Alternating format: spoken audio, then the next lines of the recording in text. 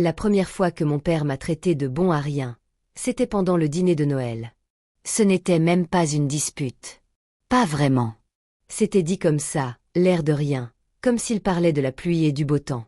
On était assis à la table de Long Oak, dans sa salle à manger, celle où j'avais grandi. Celle où ma mère insistait pour qu'on se tienne la main avant de dire la prière. Sauf que maintenant, maman n'était plus là et l'atmosphère était étrangement plus froide. Ma sœur Rachel était assise en face de moi, riant aux éclats à une remarque de son mari, Marc.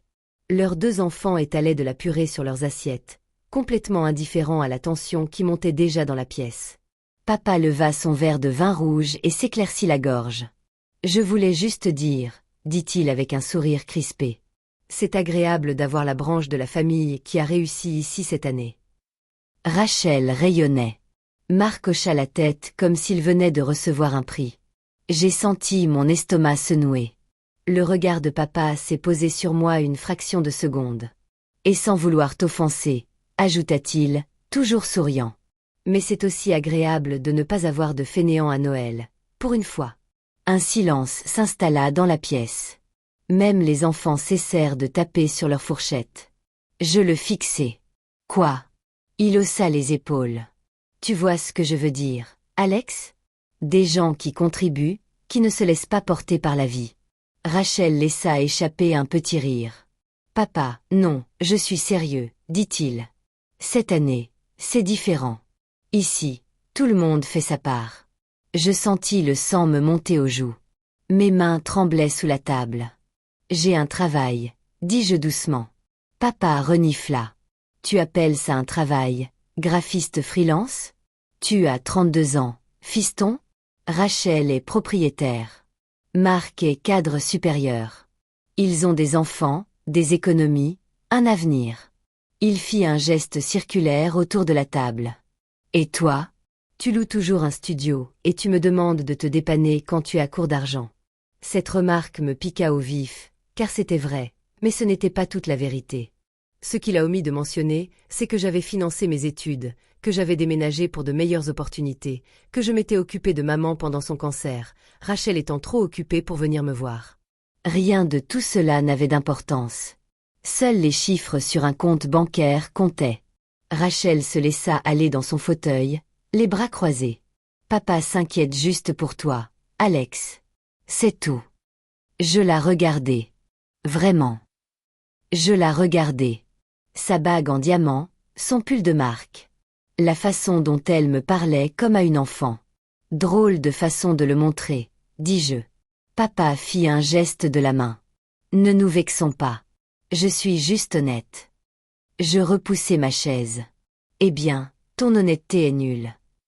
La pièce fut secouée par des quintes de tout gêné et des rires forcés. Marc trouva soudain son assiette très intéressante. Rachel soupira théâtralement. Tu ne peux pas arrêter de tout ramener à toi, pour une fois. Je suis partie avant le dessert. C'était il y a 3 ans. Et depuis, les choses n'ont fait qu'empirer. Cette année, papa n'a même pas fait semblant. Il n'a pas appelé. Je n'ai pas envoyé de texto. J'ai appris que je n'étais pas invitée à Noël par Facebook. Rachel avait posté une photo de sa famille devant la maison de papa avec la légende, tellement reconnaissante de passer Noël avec les personnes qui comptent vraiment. Je suis restée longtemps à fixer la publication. Puis j'ai vu les commentaires. Papa, je n'aurais pas voulu qu'il en soit autrement. Pas de fainéant cette année, Rachel. MDR. Exactement. J'avais l'impression que ma poitrine allait s'effondrer. J'ai immédiatement appelé papa. Il a répondu à la 3e sonnerie. Quoi? A-t-il dit? Est-ce que je ne suis pas invitée cette année? Ai-je demandé. Il y a eu un silence, puis un soupir. Alex, je croyais qu'on avait convenu que c'était mieux ainsi. On était d'accord. Ma voix s'est brisée. Quand? Tu sais, il y a des tensions entre toi et Rachel, a-t-il dit. Et honnêtement, je veux juste passer des fêtes tranquilles. Donc, c'est moi le problème. Ce n'est pas moi qui ai dit ça. C'est toi, publiquement. Un autre silence. Puis la phrase qui allait me hanter pendant des mois. Pas de fainéant à Noël, Alex. Seulement ta sœur et sa famille. J'ai senti quelque chose se briser en moi. Je suis ton fils et elle est ma fille, celle qui a réussi à construire sa vie. J'ai raccroché. Il n'a pas rappelé. Le problème avec l'étiquette de raté dans une famille, c'est que finalement, les gens finissent par le croire, toi y compris. Pendant des années, je me suis persuadée que j'étais juste sur un chemin différent. Que la réussite ne se résumait pas à une maison de banlieue et 2 enfants. Mais assis seul dans mon appartement, la veille de Noël, à manger des ramen réchauffés au micro-ondes en regardant la neige tomber dehors, je me suis dit que peut-être, ils avaient raison. Peut-être que je n'étais vraiment rien. Mon téléphone a vibré. Un message de Rachel. Papa prépare du rôti de bœuf ce soir. Tu adorerais. Dommage que tu ne sois pas là. Je n'ai pas répondu. J'ai posé mon téléphone face contre table et j'ai fixé le plafond. C'est ce soir-là que j'ai décidé d'arrêter de mendier leur approbation. 2 mois plus tard, papa a fait un AVC. Pas un AVC massif, mais suffisamment pour effrayer tout le monde. Rachel m'a appelé pour la première fois depuis presque 1 an. Alex, dit-elle d'une voix soudain douce et tremblante. Papa est à l'hôpital. J'étais comme anesthésiée. D'accord. Il n'arrête pas de te demander. Cela me surprit. Vraiment. Oui, il parle de son testament, de la maison, de tout. Mon cœur se mit à battre la chamade. Pourquoi me dis-tu ça? Elle hésita. Eh bien, on devrait peut-être se réunir en famille, tu sais, pour lui. Pour lui, pas pour moi. Je lui rendis visite le jour même. Il paraissait plus petit sur son lit d'hôpital, pâle, fragile. Quand il me vit, ses yeux s'emplirent de larmes. Alex, murmura-t-il. Tu es venu. Je restai debout, mal à l'aise, près du lit. Rachel a dit que tu voulais me voir. Il hocha la tête. J'ai beaucoup repensé au passé. J'ai attendu. Je n'ai pas été juste avec toi. Il dit, je comprends maintenant. Ces mots me semblaient irréels. Je vieillis.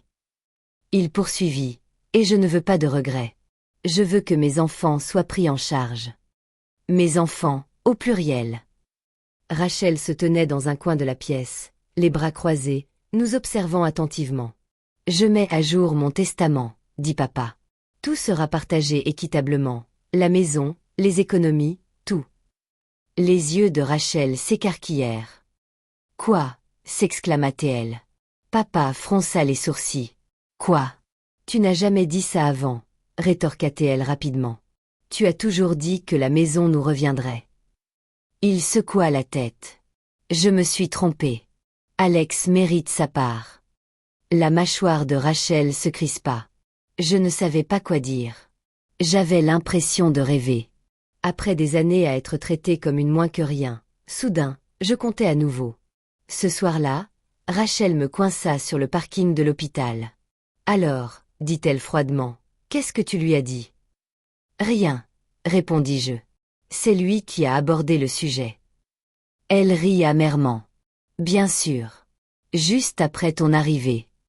Je n'avais rien prévu. Ouais, enfin, c'est fou comme le timing fonctionne, rétorqua-t-elle sèchement. Tu disparais pendant des années. Et puis, comme par magie, tu réapparais dès qu'il y a de l'argent en jeu. Ce n'est pas juste. Et tu n'auras pas la moitié de ce qu'on a construit avec lui non plus. Elle a dit, on s'est occupé de lui. On lui a rendu visite. On a tout géré. J'ai repensé à toutes les fois où je les avais suppliés de me laisser venir, d'être incluse. Tu m'as exclue, ai-je murmuré. Elle m'a dévisagé. Ne te fais pas d'illusions. 3 semaines plus tard, papa nous a invités tous les 2 chez lui. Il a dit que l'avocat serait là. Qu'il était temps d'officialiser les choses. Rachel et Marc sont arrivés les premiers. Évidemment. Leur voiture était garée dans l'allée comme si c'était chez eux. Quand je suis entrée, Rachel m'a à peine regardée.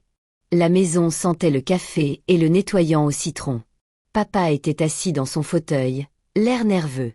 L'avocate, une grande femme à lunettes, se tenait près de la cheminée, un dossier à la main. « Merci à tous d'être venus », a-t-elle dit. « On va commencer bientôt. » Rachel s'est penchée vers Marc et lui a chuchoté. « C'est ridicule. » Marc a souri d'un air narquois. « Ne t'inquiète pas, ça ne se passera pas comme il le pense. » J'ai eu un frisson.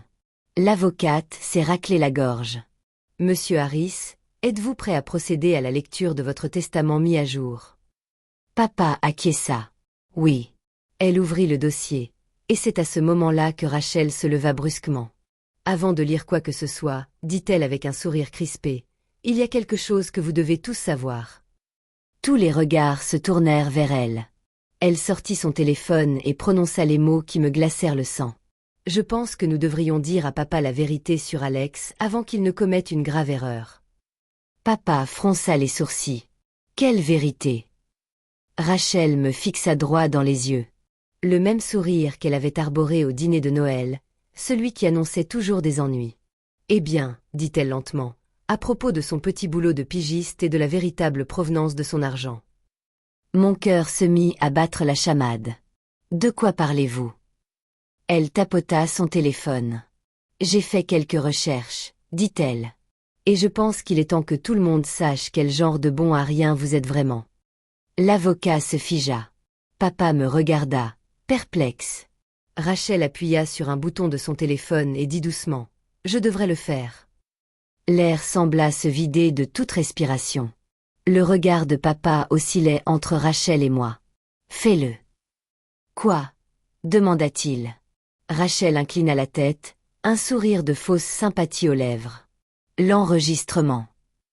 Celle qui prouve qu'Alex te ment depuis des années. Ma gorge se serra. Quel enregistrement? Demandai-je. Marc, les bras croisés, s'adossa au mur, l'air suffisant. Ne fais pas semblant d'être surpris, mec. Tu croyais vraiment que personne ne le remarquerait? L'avocate se remua, mal à l'aise. S'il y a des accusations, nous devrions. Rachel l'interrompit. Oh, ne t'inquiète pas. Ça ne va pas durer. Elle appuya sur lecture. Ma propre voix, celle d'il y a des années, emplit la pièce. Je ne peux pas continuer à demander de l'argent à mon père. J'ai l'impression d'être un raté. Le bruit des glaçons qui tintent dans un verre. La voix de mon ami Jason. Frère, tu n'es pas un raté. Tu es juste coincé dans un système qui récompense le népotisme et punit la créativité. Un autre extrait. J'ai du mal à payer mon loyer ce mois-ci. Si je n'avais pas d'économie pour l'assurance de maman, je serais fichu. Un autre. Je déteste la façon dont Rachel me regarde, comme si j'étais un cas social. Rachel observait mon visage comme si elle savourait chaque seconde. L'expression de papa changea. La confusion fit place à la déception. Alex, dit-il lentement. Qu'est-ce que c'est que ça? Je me sentais vulnérable, à nu. C'était une conversation privée, dis-je. Alors, tu l'admets, dit Rachel. Tu as menti sur le fait d'être un self-made man. Tu as vécu des rentes de ta mère. C'était de l'argent qu'elle nous avait laissé à tous les deux, ai-je rétorqué sèchement. Tu as pris ta moitié pour la compte de ta maison. Elle n'a pas nié. Elle a juste souri. Mais j'ai investi le mien. Tu as gaspillé le tien. Papa s'est frotté les tempes. Alors, tu es fauché, m'a-t-il demandé. C'est de ça qu'il s'agit? Tu veux mon argent parce que tu n'as plus le sien? Ces mots m'ont blessé plus que je ne l'avais imaginé. Non, ai-je dit. Je veux du respect. Je ne veux pas être traité comme une moins que rien. Rachel a ricané. Le respect se gagne, a ajouté Marc. Et honnêtement, papa, tu dois réfléchir logiquement. Alex n'a jamais contribué. Si tu lui donnes la moitié, c'est jeter l'argent par les fenêtres. L'avocate s'est raclé la gorge. Monsieur Harris, si je peux me permettre. Papa a levé la main. Il m'a regardé comme si j'étais une étrangère depuis toutes ces années. Il a dit, tu m'as dit que tu allais bien. J'essayais, ai-je murmuré. Et toutes ces fois où je t'ai aidé. Aidé. Tu m'as fait croire que tu traversais juste une mauvaise passe. C'était le cas. Rachel a ri. Papa, il est. Ça faisait 10 ans que je traversais une période difficile. Un silence pesant, écrasant. J'avais l'impression de me ratatiner. Papa se laissa aller dans son fauteuil. Peut-être que je me suis trompé, dit-il doucement. Peut-être que la culpabilité a obscurci mon jugement. Les yeux de Rachel s'illuminèrent. Papa, dit-il en levant la main. J'ai besoin de temps pour réfléchir. C'est beaucoup à encaisser. Rachel s'approcha de lui. Tu n'as pas besoin de temps. Tu as besoin de clarté. Tu as construit cette vie. Toi, maman, Rachel et moi, nous t'avons aidé. Alex, non. Elle se tourna vers moi. Tu n'étais pas là pour la première opération de papa. On ne me l'a pas dit. Tu n'étais pas là quand le toit s'est effondré. Tu ne m'as pas invité. Tu n'étais pas là pour le dernier anniversaire de maman. Ma voix tremblait. J'étais à l'hôpital avec elle quand elle est morte. Rachel se figea. Papa leva brusquement les yeux. Quoi? Elle m'a appelé. Tu étais en voyage d'affaires, répondis-je. Rachel était à Cabo. Rachel pâlit. Ce n'est pas. Elle m'a demandé de rester dormir, ai-je poursuivi. Elle avait peur. Elle ne voulait pas mourir seule. La respiration de papa est devenue irrégulière. Elle m'a pris la main. Elle m'a dit de vous pardonner. À vous deux, ai-je dit. Rachel a dégluti. Tu ne me l'as jamais dit, a murmuré papa. Elle m'a demandé de ne pas le faire. Elle ne voulait pas que tu te sentes coupable, ai-je dit. Un silence de mort s'est abattu sur la pièce. Même Marc semblait mal à l'aise. La voix de Rachel était tendue. Ça ne change rien au fait que tu es irresponsable financièrement. J'ai ri amèrement. Tu veux parler d'argent? D'accord, parlons-en, ai-je dit. J'ai sorti mon téléphone. Le sourire de Rachel s'est effacé. Tu n'es pas la seule à avoir mené ton enquête, ai-je dit. Marc s'est agité. De quoi parles-tu? J'ai ouvert ma boîte mail. Il y a 3 semaines, après que Rachel m'ait menacé sur le parking, j'avais fait quelque chose que je n'aurais jamais cru faire. J'avais engagé une experte comptable judiciaire, non pas pour les espionner et me protéger, mais parce que quelque chose dans sa voix me laissait penser qu'elle tramait quelque chose. J'ai tendu mon téléphone à l'avocate. Pouvez-vous lire ça? Ai-je demandé. Elle y a jeté un coup d'œil, puis a froncé les sourcils. Ses sourcils se sont lentement levés. Monsieur Harris, a-t-elle dit prudemment. Il semblerait que ce soit la documentation de plusieurs retraits non autorisés sur vos comptes. Papa a cligné des yeux. Quoi? Rachel s'est raidie. C'est absurde. L'avocate a fait défiler les documents. Au cours des 4 dernières années, a-t-elle poursuivi, environ 186 000 $ ont été transférés sur un compte au nom de Rachel. Papa est devenu livide. Rachel a ri nerveusement. Ce n'est pas ce que vous croyez. Et l'avocate a ajouté. Il y a également plusieurs hypothèques sur votre propriété, votre maison servant de garantie. Les yeux de Marc se sont écarquillés. Attendez, quoi? Rachel lui a lancé un regard noir. Papa s'est lentement levé de sa chaise. Tu as utilisé ma maison comme garantie, demanda-t-il. La voix de Rachel se brisa. Papa, j'allais te le dire. Pourquoi faire? Cria-t-il. Pourquoi faire, Rachel? Cette fois, elle se mit à pleurer de vraies larmes. On avait des dettes, dit-elle. Les affaires de Marc ne marchaient pas aussi bien qu'on le disait. On avait juste besoin d'un coup de pouce temporaire. Tu m'as volé, dit papa. J'allais te rembourser. Avec quel argent? Marmonna Marc. Rachel se retourna brusquement. Taisez-vous, dit l'avocat en reculant. Maître Harris, c'est grave. Cela pourrait être considéré comme de l'exploitation financière. Papa semblait avoir pris 10 ans en 10 secondes. Rachel essaya de lui toucher le bras. Papa, s'il te plaît. Il se dégagea. Sors, dit-il. Papa, sors de chez moi. Marc attrapa le bras de Rachel. C'est de la folie, dit Rachel d'une voix tremblante. Tu le choisis lui plutôt que tes propres petits-enfants. Les yeux de papa se remplirent de larmes. Je choisis la vérité, dit-il. Ils partirent en silence. La porte claqua. La maison semblait vide. Papa se rassit lentement, comme si ses jambes ne pouvaient plus le soutenir. L'avocate rangea discrètement ses affaires. Je vous laisse un peu de temps. On reprendra quand vous serez prête. Elle partit. Nous étions seuls, lui et moi, pour la première fois depuis des années. Je ne savais pas, dit-il à propos de ta mère. Assise en face de lui, Je répondis, elle t'aimait. Elle ne voulait simplement pas que tu aies des regrets. Il hocha la tête, fixant ses mains. Je pensais t'avoir laissé tomber, dit-il. Je pensais que tu gâchais ta vie. Je lui fis un faible sourire. Tu as rendu la chose difficile à ne pas sourire. Il laissa échapper un rire triste. Rachel disait toujours que tu me manipulais et tu la croyais. Il ne répondit pas. Après un long silence, il dit, je suis désolé. Ce n'était pas dramatique. Ce n'était pas bruyant, mais c'était sincère. 2 semaines plus tard, le testament fut finalisé. Rachel fut démise de ses fonctions d'exécutrice. L'argent volé fut déduit de son héritage. Et pour la première fois de ma vie, tout était vraiment partagé équitablement. Mais il s'est passé autre chose aussi. Papa a commencé à m'inviter à dîner. Pas les jours fériés, juste des mardis comme ça. On mangeait des croque-monsieur et de la soupe à la tomate.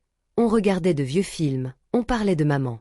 Un soir, il a dit, tu sais, le succès ne se manifeste pas toujours bruyamment.